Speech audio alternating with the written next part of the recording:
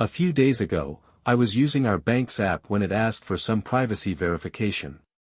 It needed a two-step code sent to Emily's phone since it's tied to the account. She was napping at the time, and I didn't want to wake her over something so small. I figured I'd grab her phone, handle it, and be done. I knew her passcode, it's always the same one, so I unlocked it. When her screen lit up, I saw Snapchat open right there. A message from Sarah caught my eye. It said, "Are you really going to go through with it?" My gut twisted, and I froze. I couldn't explain why, but something about those words felt so off. Against my better judgment, I typed a response, pretending to be Emily, "Why wouldn't I?" The reply came fast. "I'm just saying, two guys at once is pretty intense." My heart sank. My hands felt clammy as I stared at the screen, reading those words over and over again. I didn't know what to think. Part of me wanted to believe there was some innocent explanation, but deep down, I already knew better. I couldn't keep up the act, so I stopped responding and started digging. Snapchat didn't give me much, messages disappeared too fast. But I wasn't going to stop there. I combed through her phone, scrolling through texts and emails. They looked clean. Then I found a folder labeled oddly, and inside was WhatsApp. That's where the truth hit me. There were messages between Emily and her old high school boyfriend, Dave. They weren't explicit, but they were flirty enough to make my stomach churn. They talked about meeting at the hotel during her upcoming girls' trip. Apparently, Dave wasn't coming alone, he was bringing his college roommate, Adam, who also happened to be Emily's ex. My mind reeled. How long has this been going on? Was this the first time, or just one of many? There weren't a ton of messages, but it didn't feel like this was a new thing. I sat there, staring at the screen, feeling like the ground had been ripped out from under me. I knew Sarah would figure out pretty quickly that Emily hadn't sent that response, so I had no choice but to confront her. The next 45 minutes felt like an eternity. When Emily finally woke up, she didn't even notice me sitting in the corner. She reached for her phone and started scrolling through her snaps. She sent a few messages back to Sarah, then froze. It only took a second for her to realize something wasn't right. She turned to look at me, her face tense and her voice sharp. "Did you go through my phone?" Before I could even get a word out, she started ripping into me about invading her privacy. I sat there, stunned for a moment, but her audacity snapped me out of it. How could she possibly turn this around on me? I cut her off, telling her I knew she was cheating, that I'd seen the messages with Dave and Adam, and that her so-called girls' trip was just a cover. At first, she tried to deny everything. She tried gaslighting me, claiming I was overreacting and misinterpreting things. She said she was just catching up with old friends and didn't tell me because she knew I'd react like this. She even tried to downplay it by saying they were just going to grab lunch. It was all bullshit. I was furious. The conversation spiraled into a screaming match. I told her I wanted a divorce. Her response: "Really? You're going to throw away over 10 years over a couple of meaningless texts?" That sent me into a blind rage. How could she make it seem like I was the one throwing everything away? I said what I knew would cut her the deepest: "I'm not the one throwing it away, you stupid bitch." I immediately regretted using that word, it's one she absolutely hates, but in that moment, I didn't care. I wanted her to feel a fraction of the hurt I was feeling. Her face contorted with rage, and she completely snapped. She screamed at me, "I do this for us." That threw me. I was too stunned to interrupt, and she just kept going, practically shouting as she unloaded everything she'd been holding back. "Do you even realize why our relationship gets better every single year? I deserve this.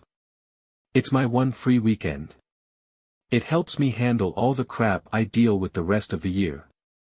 It resets me. If you can't understand that, that's on you. So what if I cross a few lines? Are you not happy? We have a great life. All it costs is me taking one weekend a year for myself. Just one. And if you can't make peace with that, maybe you're the problem. She softened slightly, but her tone was still firm. I get it. Your pride is hurt. But this has nothing to do with you. It's for me. You have a good life, we have a good life. Don't ruin everything just because you're mad right now. I couldn't believe what I was hearing. My chest felt tight, and I started to feel lightheaded. This was completely insane. I didn't say another word. I walked out of the room, grabbed my keys, and drove to my brother's house. When I got there, I sent her a simple text, I'm at Jake's. Please don't message me. I need time. I've been staying here for 2 days, hiding my pain under the excuse of marital problems. Emily has texted me each morning asking me to come home and talk. Both times I replied, not yet. I feel broken. I love her, but this is too much. I've never felt so betrayed, so utterly blindsided. I don't even know how we could come back from this. When I finally went home, I sat down with her, ready to talk. She greeted me with what seemed like a heartfelt apology, but not for what she'd done. No, she apologized for me finding out. You were never supposed to know, she said, her voice trembling. Not like this. I never wanted to hurt you. Her apology felt hollow. She kept saying how much she loved me and how she didn't want me to be hurt, but there was no remorse for the actual betrayal. Instead, she shifted some of the blame onto me, saying, you shouldn't have been on my phone in the first place. She insisted she wanted to save our marriage. I started to speak, but she interrupted me. Just hear me out, she said, pulling out what was essentially a prepared argument. She laid out 3 reasons why we shouldn't divorce. The twins, they're so young. Do you really want them to grow up in a broken home?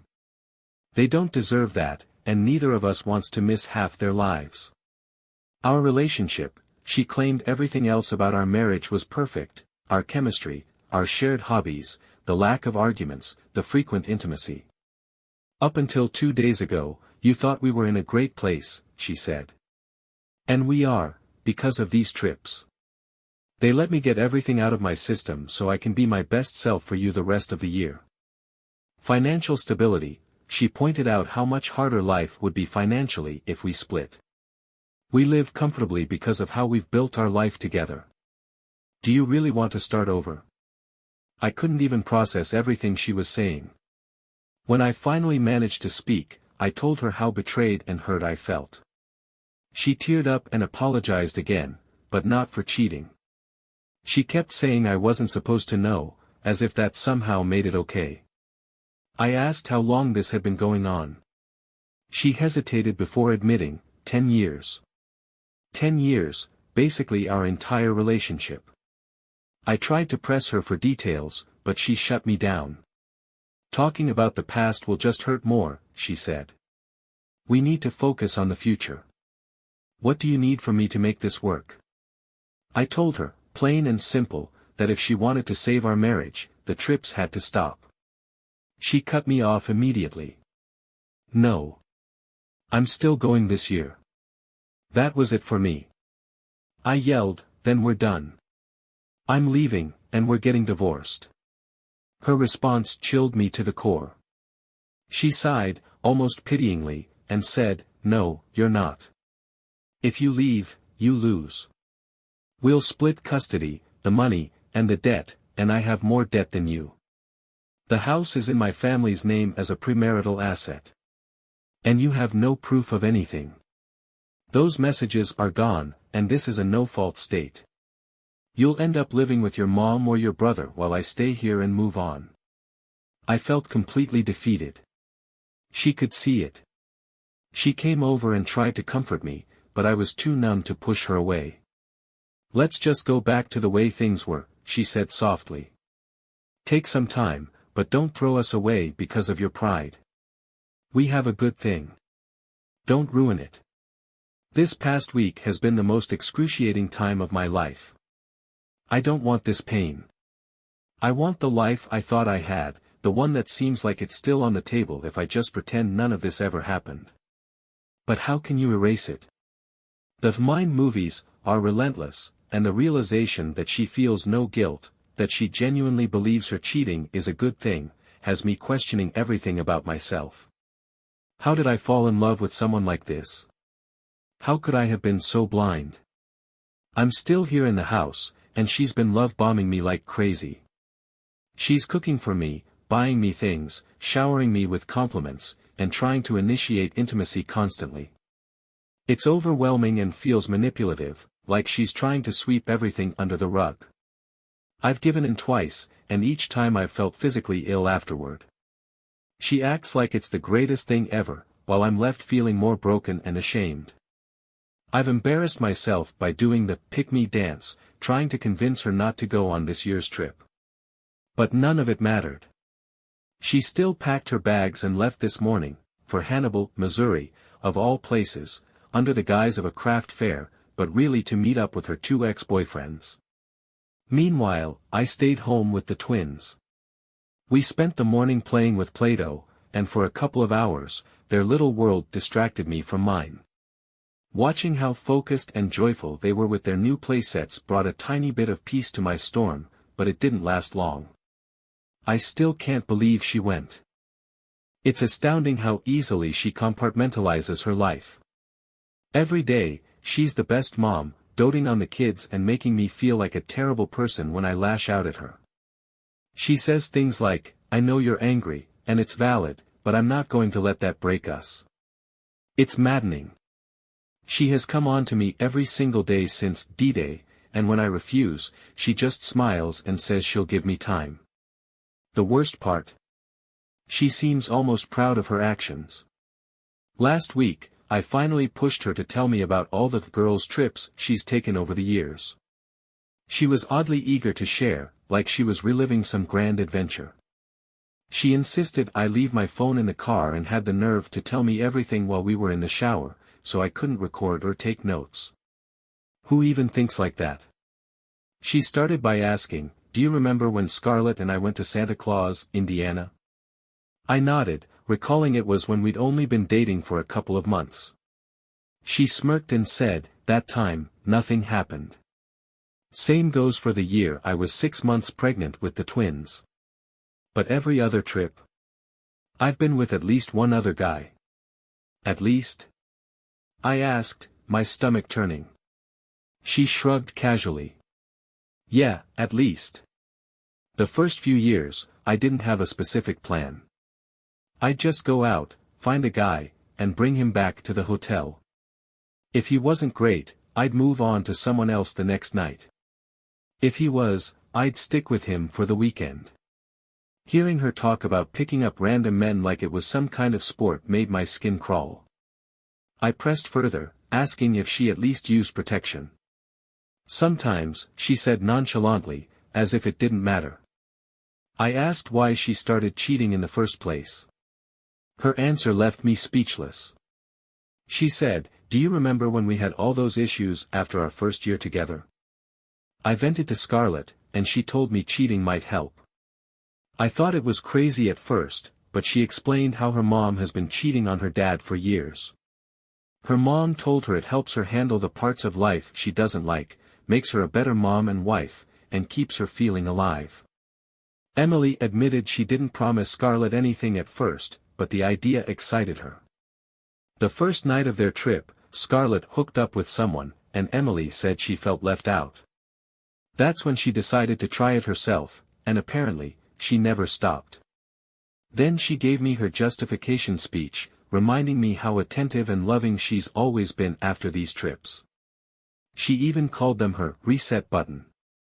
I used to look forward to the energy and intimacy she'd bring back after these weekends. Now, knowing what fuels it, I feel disgusted.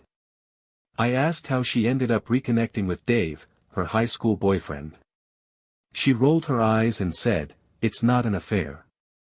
We hook up one weekend a year and exchange a few messages beforehand. That's not an affair." After a couple of bad years with random guys, I started inviting people I knew. I learned my lesson about coworkers after one got clingy. Dawn was perfect, married, with just as much to lose as me. And John? Well, being with both of them has always been a fantasy, so I figured, why not? Her casual attitude and complete lack of remorse shattered me. She even seemed proud of her ability to balance it all. I should have left right then, but I didn't. Instead, I spent another week stuck in this hell, trying to make sense of everything. This morning, she left for her trip. She kissed the kids goodbye and promised to call them later. Meanwhile, I've been stewing in my thoughts, realizing I can't live like this. She thinks she has me trapped, but what she doesn't realize is that I've gone numb. I may not have a plan yet, but I have time, and I'm going to make sure she faces the consequences of what she's done. I know most people wanted me to just cut my losses, divorce Emily, and move on. Trust me, I wanted that too. But deep down, I needed her to face the consequences of what she'd done. It took me months of planning and preparation, but I wasn't going to let her walk away from this unscathed. I couldn't go scorched earth because of the laws in my state, our joint custody situation, and the fact that we both had stable careers. But I could light a dumpster fire, and that was good enough. I'll never forget the look on her face when it all came crashing down. When Emily got back from her latest girls' trip, she acted like everything was fine. She tried to be her usual affectionate self, even had the audacity to start telling me about the trip like it was a normal getaway. I played the part of a broken man, distant and hollow, rejecting her advances. Slowly, I loosened that facade, making it seem like I was warming back up to her. Little by little, I let her think I was healing, that things might go back to normal. My only goal was to make her feel secure. I never forgot the threats she made after D-Day, her smug confidence that I would lose no matter what. She underestimated me. Her biggest weakness was her complacency. She assumed everything would carry on like before, too fogged up by her own delusions to see what I was planning. The first step was financial. There wasn't much I could do there, but I emptied our joint savings account. I used that money to pay off my debts, including my car loan. Then I hired a lawyer to draft divorce papers and secured a rental house with a deposit and the first month's rent. Timing was everything. I wanted to ruin her next girls' trip and make her feel the consequences where it hurt most. Over the year, I started gathering evidence. Emily had gotten careless, leaving her phone lying around when she showered or slept. I took screenshots, sent them to myself, and documented everything. Scarlett, as it turned out, wasn't just hall-passing on these trips, she was having a full-blown affair. And Dawn and John. I found enough dirt on them to make their spouses question everything, especially if there were already cracks in their marriages. The week of this year's girls' trip finally arrived. Emily was set to leave on Friday, but Wednesday brought an unexpected surprise for her, a foreclosure notice on the house. She came at me screaming, demanding to know why I hadn't been paying the mortgage and saying this would destroy our credit. I calmly reminded her that the house wasn't in my name, it was hers. She'd pointed that out herself last year. She was livid, but things got even worse when she checked the savings account and found it empty. For a moment, I thought she might actually hit me. She probably would have, but I was recording the whole confrontation. The best part was when she had to call her parents to help cover the foreclosure. Her dad was on speakerphone, and he ripped into me, yelling, "Why the hell would you do this?" Without missing a beat, I replied, "Because your daughter likes to sleep with other men." Emily screamed, "You're such an asshole," and stormed out of the room to deny everything. That was my cue. I sent the evidence I'd collected to Dawn's wife, John's wife, and Scarlett's husband. Then I packed up the twins and headed to my mom's house for the night. Emily blew up my phone, furious about the house and confused about why I would do this to her. She kept asking questions like, "Wasn't I good enough? How could you be so cruel?" Finally, I responded, "You cheat on me every year. You were going to do it again. Why should I stay? You've lost your damn mind." She fired back in all caps, "I do this for US." That was the admission I needed. The next day, I returned home after work. Emily was waiting at the door, ready for a fight. Apparently, Scarlett's husband had left her and filed for divorce. Their prenup left her with nothing. Don's wife had also gone nuclear, calling Emily to yell at her after receiving my email. From what I heard, she found evidence of more affairs and financial betrayals on Don's part. She aired it all out on social media after their divorce, and it was quite the spectacle. As for John, he went dark on social media after his wife got my message. A couple of years later, I saw him pop up on my friend's suggestions, single and living across the country. Emily, meanwhile, was unraveling. She tried to argue, but I was done. I handed her the divorce papers. She melted into the floor, sobbing, but I had no comfort left to give her. I grabbed my go-bag and headed back to my mom's. That was a week ago. Emily has been begging me to come back, promising to stop the trips and work on us, but it's far too little, too late. We've managed to agree on a custody arrangement for the twins, which is the only thing I care about now. My focus is on raising them into decent people. As for me, I feel free for the first time in years. I've moved into my new house, set up bedrooms for the kids, and started rebuilding my life. The divorce will take time, and I'm sure she'll contest it, but I'll deal with that when it comes. For now, I'm just taking things one day at a time.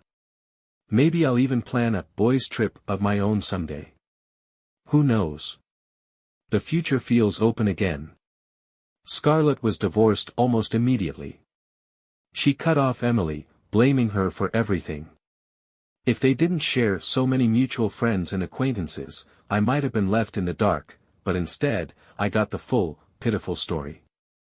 Scarlett's prenup had an infidelity clause, so she walked away with only a fraction of what she would have received otherwise. Her ex-husband wasn't done there. He tracked down Scarlett's affair partner and exposed him to his wife, which led to another divorce. Scarlett and her affair partner ended up going official not long after, and she got pregnant about a year later. Unsurprisingly, their relationship has been miserable. The man who once cheated with her now cheats on her, and she's stuck in a cycle of bitterness and self-loathing. She's put on weight and lost much of her confidence, and mutual friends say she's just a shadow of the person she used to be. But she won't leave him. She's convinced that if this relationship fails, then everything she gave up was for nothing.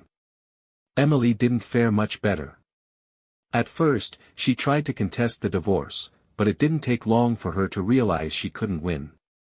She signed off after a few months, but not before trying to convince me to stay.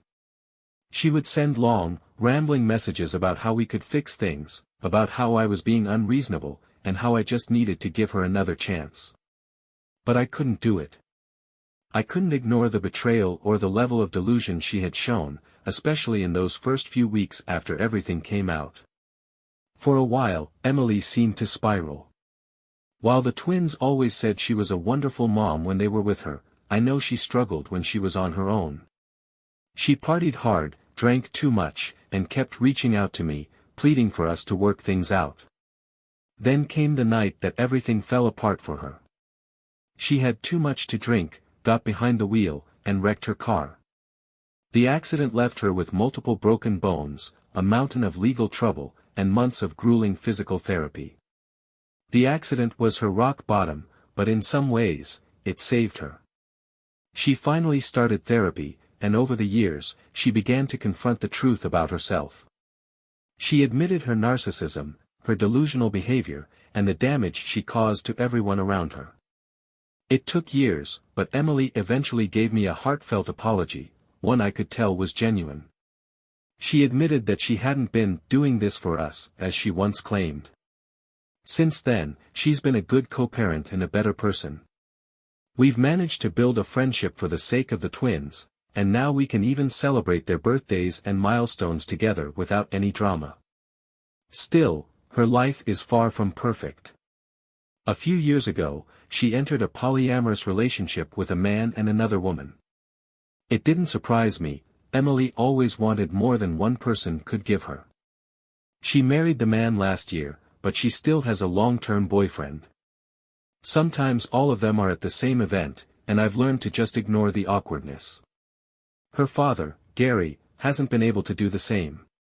He was furious about Emily's lifestyle and eventually cut her and the twins out of his life entirely. My former mother-in-law wasn't having it and divorced him after years of putting up with his cruelty. Now, Gary is just a bitter, lonely drunk who spends his days blaming everyone but himself for his misery. As for me, things turned out better than I could have imagined, but the scars are still there. After the divorce was finalized, I thought I'd spend some time living the single life, making up for lost time. I downloaded the apps, matched with a few women, and started setting up dates. One of those dates was with Kate, who had recently gone through a divorce of her own and was looking for a fresh start. We clicked instantly. Our first date went so well that she stayed the night at my place. The next day, we spent even more time together, and by the end of the week, we were messaging constantly. She cancelled a date with someone else to spend the weekend with me, and soon after, we both deleted our apps. We've been together for 8 years now, married for 6, and have a 3-year-old daughter. Kate has been my rock, the kind of partner I didn't know I could have. But even now, there are moments when I look back and feel the weight of everything I went through with Emily. The betrayal, the lies, and the years of feeling like I was living in a reality I didn't understand, it all left a mark. I still have nights where I wake up from dreams about that time, feeling the anger and heartbreak all over again. Kate knows and understands, but I try not to let it affect our life together. She deserves better than to live in Emily's shadow. I'll never forget what Emily did to me, but I've learned to live with it. I don't think I'll ever truly understand how she justified it all to herself, how she could look me in the eye every day knowing what she was doing. And yet, in some twisted way, I think she believed her own lies. That's what makes it so tragic. She destroyed something beautiful for the sake of something she couldn't even fully grasp. Looking back, it's hard to believe how much has changed since that day I checked our bank account and set this whole chain of events into motion. 6 divorces, a polyamorous marriage, and a completely new life later, I find myself as a 42-year-old dad to a toddler. Life is messy, unpredictable, and sometimes cruel, but I've learned to appreciate the beauty in what remains. This might be my last update, but to those who followed my story and offered support, thank you. You'll never know how much it meant to me when I needed it most.